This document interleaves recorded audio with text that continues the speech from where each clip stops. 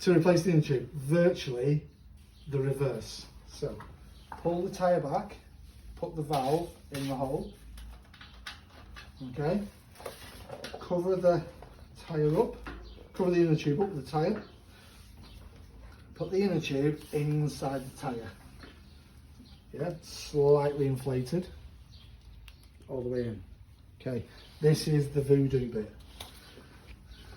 Start at the valve, put the bead inside the rim, and then you're going to squeeze it so that the bead goes into the rim with your thumbs. Now, pick it up, wedge it between your belly, yeah, and then so your belly's gripping it. Then use your thumbs to creep the bead all the way round to its hole. Okay? If the tyre is a very tight one, this one isn't. If the tyre is very, very tight, yeah, you hook it on, get it halfway, grab it with your belly, yeah, and then pull the tyre down.